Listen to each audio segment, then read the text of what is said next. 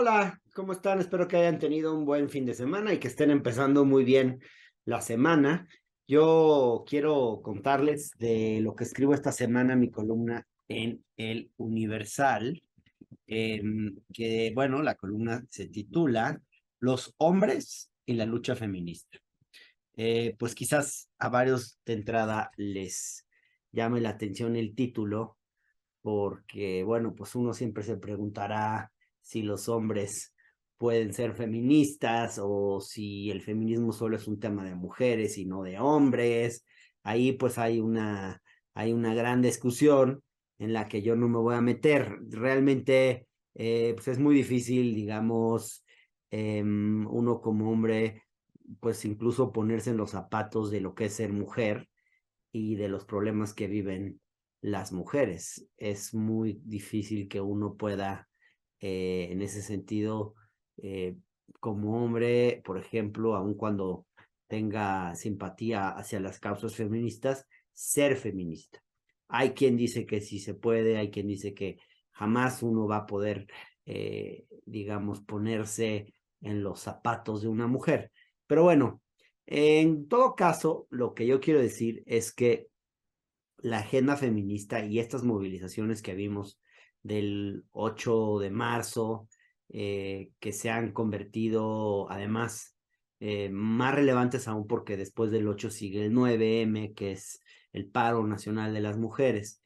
Y bueno, yo lo primero que digo es que no hay un movimiento social hoy más relevante y dinámico, yo creo que en México y en varios países de América Latina, que el movimiento feminista. Y lo que digo es que a pesar de que el sujeto indiscutible de estas movilizaciones son ellas, son las mujeres, es su espacio, es su marcha, aún así creo que es un error pensar que no es un tema que involucre a los hombres o que no es un tema que como hombres deje de interpelarnos. Todo lo contrario. Creo que el 8M y el 9M nos obliga como hombres a hacer un profundo ejercicio de introspección y una reflexión muy importante, cada uno de nosotros, sobre el machismo que ejercemos consciente e inconscientemente. Y sí recalco en esto de consciente e inconscientemente, porque siempre he pensado, y esto es un tema que yo abordo en mi libro El color del privilegio, que todas las formas de discriminación, el racismo, el clasismo, el machismo y otras, siempre tienen un elemento inconsciente muy fuerte, que a veces es más grave que el consciente, porque en teoría nadie es racista, en teoría nadie es clasista, en teoría, o muy pocos, pues, son pocos los que dicen yo soy racista, que abiertamente digan yo soy racista, incluso que abiertamente digan yo soy machista. En realidad, las peores formas de racismo, de clasismo, de machismo y de discriminación están en nuestro inconsciente. No nos damos cuenta que estamos siendo racistas, que estamos siendo clasistas, que estamos siendo machistas. Y en el tema del feminismo, en el tema que fue el tema la semana pasada, y por eso escribo mi columna del domingo en el Universal sobre esto, creo que hay muchas cosas que como hombres hay muchas cosas, sí, tenemos que hacernos cargo de muchas cosas como hombres, que es un ejercicio que tenemos que hacer nosotros, que obviamente las mujeres nos lo tienen que estar diciendo y recordando, pero al final hay un punto donde nosotros tenemos que hacer conciencia. Desde cuestionar conceptos como el de ayudar en casa, ¿no? Porque en realidad las labores domésticas, asumir que correspondan a las mujeres, evidentemente es machismo.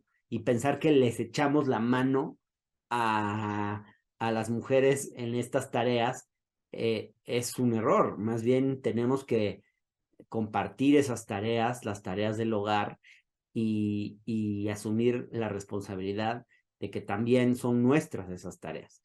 Desde eso hasta dejar de priorizar, por ejemplo, nuestras ambiciones y metas laborales cuando estamos en una relación de pareja, por ejemplo, asumir que nuestras ambiciones o metas laborales son más importantes que las de ellas, quienes están en una relación de pareja, en una familia, o que lo que hace el hombre es más importante que lo que hace la mujer cuando hay hijos. Eso también es muy común. A veces es más importante que el niño estudie a que estudie la niña. Y como, ¿por qué, no? Desde eso hasta seguir, hasta dejar de ser cómplices de la violencia machista. Cuando veamos que sucede la violencia machista, hay que confrontar a hombres que la ejercen y decirles algo y no quedarnos callados. Aun cuando sean nuestros amigos, no debemos solaparlos. Y por violencia hablo de todo tipo de violencia, ¿eh? No solo la violencia física, la violencia psicológica y todas las formas de violencia que ejercemos. Lo mismo, por ejemplo, las labores de cuidado. El cuidado en general, a los enfermos, a los adultos mayores, a las mujeres. Siempre pensamos, a los niños, a los hijos e hijas, siempre pensamos que esas tareas le corresponden a las mujeres, las labores de cuidado en el hogar, cuando también son responsabilidad nuestra. Debe ser una responsabilidad compartida. Pero uno de los terrenos donde más siento que tenemos que ser autocríticos es al interior de nuestras propias familias y en relación hacia los hijos. Yo no tengo hijos, pero creo que tenemos muy introyectada la idea de que insisto, de que la madre tiene la principal responsabilidad de la crianza de los hijos. Y es muy alto el número de hombres que creen de esa manera y que piensan que, y que renuncian directamente a ejercer una paternidad responsable, y lo que no se dan cuenta es que eso le hace un enorme daño a la sociedad. Hay que ver las estadísticas. ¿Cuántos de los que están en prisión, de las personas que están en prisión, no vienen de hogares donde no había un papá, donde el papá estaba ausente? ¿Cuántas historias no hay pues sí, de niños, de jóvenes que se involucran en el crimen organizado, que provienen de hogares en los que no había un papá? Muchísimos, ¿eh? Entonces, yo creo que es hora de empezar a aceptar que ese correlato de la mamá luchona son los padres irresponsables que abandonan las obligaciones que tienen con sus hijos e hijas. Ese es el tema. Y claro, destacan, la mamá que se encarga de que trabaja, que además cuida a los hijos y la glorificamos. Pues no, más bien lo que tenemos que hacer, digo, claro que tiene un mérito hacer todo eso, pero más bien lo que tenemos que voltear a ver es que ahí donde hay una madre luchona, hay un papá ausente, un papá que abandonó a sus hijos, que se fue. Y la verdad, parece que es poco, pero estamos hablando de 11.5 millones de hogares en México que actualmente, según el censo de INEGI de 2020, son encabezados por una mujer, ya porque el marido se murió, ya porque se marchó, o por otras razones. Pero en muchos casos estamos hablando de que el padre que se va y no vuelve, pues es un patán que le deja a su pareja la carga sobre los hijos y a estos últimos los deja en el más absoluto desamparo. Entonces pareciera que nadie ha pensado en el daño que implica para un niño o una niña dejar de recibir una pensión alimentaria.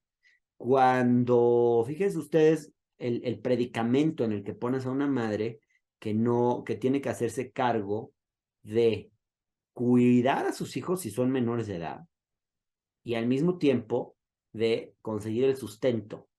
Es un drama del que muy pocas veces volteamos a ver, pero hay muchísimos hogares en este país en esas condiciones. Y para una mujer conseguir que le den la pensión, que el padre ausente, que a veces pues no se sabe ni dónde está, pero a veces sí se sabe, se fue con otra, anda por allá, anda tomando, hay de todo, ¿no? Pero, o simplemente es un cuate que como se peleó con la esposa y se la quiere fregar y la odia a su esposa, entonces para vengarse de ella no le da la pensión, ¿no? Eso pasa mucho también. Y pasa incluso entre gente de izquierda y progre, mucho más de lo que uno creería. hay muchos deudores de pensión alimentaria y yo creo que deberíamos empezar a exhibirlos públicamente. ¿Quiénes son? ¿Dónde están? ¿En qué puestos de responsabilidad están? Porque hay muchos, ¿eh? Y fíjense ustedes que para una mujer, una madre de familia, exigir una pensión ante la justicia puede ser un verdadero calvario. Necesitas tener dinero para abogados, no cualquiera tiene dinero para abogados en este país, y un juicio de ese tipo no te lo saca cualquier abogado, ¿eh? Y realmente si no tuviéramos un estado patriarcal, porque eso es lo que tenemos en el fondo, el papel del Estado, de las autoridades, tendría que ser mucho más activo en proteger a esos menores que están sin papá, que solo tienen a una mamá para hacerse cargo de ellos. E incluso creo que se tendría que perseguir de oficio a los padres que se rehúsan a pagar puntualmente y en el monto que les corresponde la pensión alimentaria de sus hijos. No tendría una madre siquiera que tener que contratar abogados y recurrir a un juicio. Tendría que el Estado perseguir eso por sí mismo, ¿no? Pero bueno, ¿qué se puede esperar en este país tan lleno de arbitrariedades y de injusticias? Y en este estado patriarcal.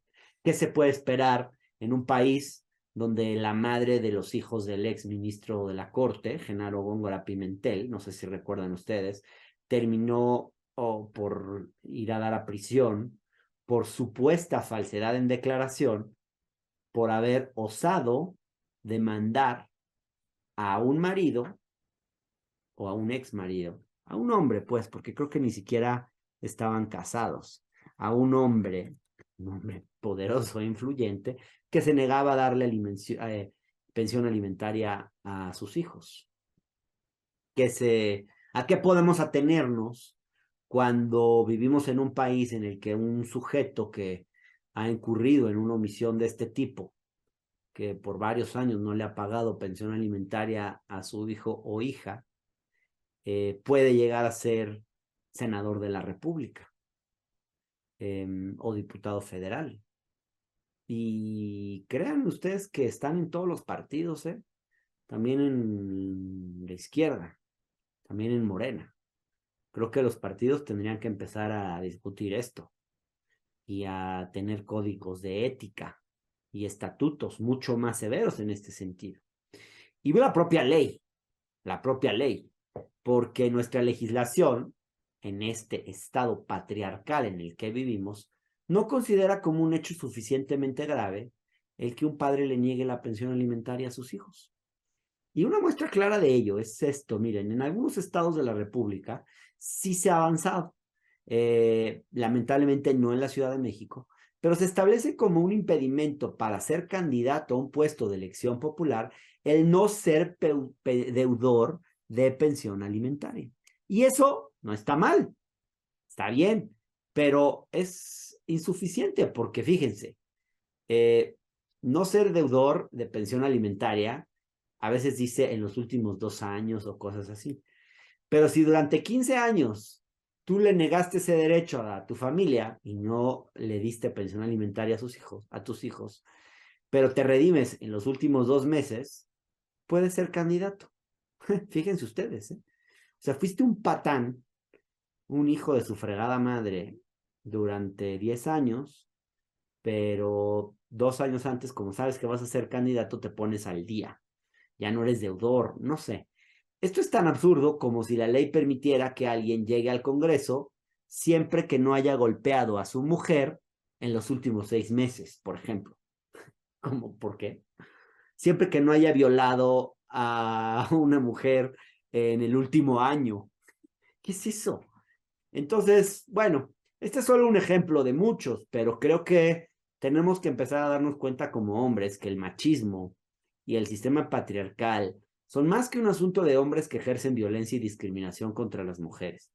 Y es sobre todo un sistema donde los hombres les hacemos un enorme daño a nuestras familias, a nuestros hijos, obviamente los que tienen esposas a sus esposas y al conjunto de la sociedad. Porque un hogar, el daño que se le hace a un niño en esa etapa en la que se está criando, en la que necesita alimentación, salud, es una etapa crítica en la vida. Y el hecho de que no tengan eso, pues es algo que, insisto, daña al conjunto de la sociedad. Y creo que esto tiene que parar ya. En fin, pues ese es mi comentario. Les agradezco que me sigan. Por favor, suscríbanse a mi canal de YouTube de Hernán Gómez. Suscríbanse a mi página en Facebook. Ahí tengo una fanpage donde pueden seguir todos mis contenidos. Estoy en Twitter, @Hernán Gómez B, de bueno. Estoy en MBS los miércoles en una mesa de debate con Juan Ignacio Zavala, en el programa de Luis Cárdenas. Estoy los domingos a las 8:30 de la noche en La Octava, por La Octava en YouTube. Y los jueves a las 22:30 en La Visita Incómoda, por el canal del Congreso. Así que bueno, pues les agradezco que tengan una muy bonita semana y si son hombres, pues no sean tan patanes y si ya no están con sus esposas, pues páguenles la pensión alimentaria, ¿no? Cumplan con sus responsabilidades de padres. Gracias.